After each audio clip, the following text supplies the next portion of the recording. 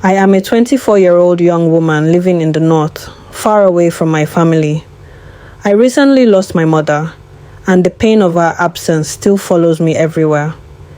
Yet, in the middle of my grief, I remained committed to the house of God, serving faithfully in the church choir. One day my phone went completely dead, and there was no electricity in my area. Outside my compound, close to the road that leads to my church, there was a small place where people charged their phones. I took my phone there around 11 a.m., hoping to return by 1 or 2 p.m. Since it was fasting week and we had just begun our 1-week covenant program, I believed that time would be enough. Later that day, after 4 p.m., I went back to collect my phone. When he handed it to me, I checked it, and it wasn't charged at all. I gave him money and asked for my change. He refused. Instead, he told me to drop the phone again so he could charge it fully. I calmly explained that I needed my phone and that it had already been there for several hours. I wasn't shouting. I wasn't insulting him. I was only explaining myself. Suddenly, he told me to leave, accusing me of making noise. Before I could understand what was happening, he came out and attacked me. I never saw it coming. People were around, but no one could restrain him. I struggled, helpless and shocked, until my neighbor ran out and rescued me. My body ached, but what hurt more was the disbelief. Why would this happen to me? I was angry. I was broken. He even threatened me afterward. I told him he had done his part, and I would do mine too. Though at that moment, I didn't even know what that meant. When I got home, I called my father and told him everything. I wanted to report the matter to the police, but my father advised me otherwise. He said, "Leave it to the God you serve. Only God can truly avenge you." I cried. I felt helpless. Alone in my room, I cried out to God, saying, "Dear God, avenge me."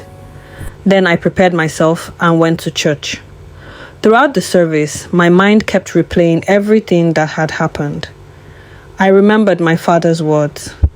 During prayers, I said, "God, my father asked me to leave this to you.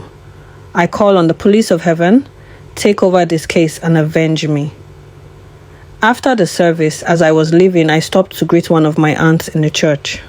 She noticed I looked sad and insisted on knowing why. I finally told her everything. She called her husband and I repeated the story. Soon after, one of our church protocol officers, Mr. Stephen, a man built like a bouncer, joined us. When he heard everything, he asked if I had reported it to the police. I said no. He wanted to take me there immediately, but instead decided we would confront the man directly. When we arrived, the man had locked himself inside his shop, leaving only the window open. He claimed I had tried to attack him, but when asked why, he had no answer. Fear had replaced his confidence.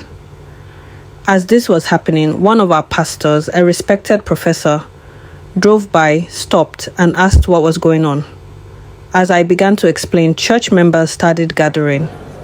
Before I knew it, the entire street was filled. Mothers, fathers, brothers, sisters, people who had attended the service that evening. They came out for me. Standing there, I felt overwhelmed. I looked at the man and said, "You thought I was alone here. You thought I had no one. You were wrong." He was shaking. His brothers came to beg. Neighbors pleaded on his behalf. Around me stood barristers, professors, lecturers, nurses, people of influence and dignity. One pastor said to me, "You are our daughter. Anyone who touches you touches all of us." I felt seen. I felt protected. When our head pastor arrived, he calmed the crowd and addressed the man. He told him plainly that the church could handle the matter in ways he would not want to imagine. The man apologized to me and to the church and was told to pay for my medical care. That day I understood something deeply. God truly fought for me.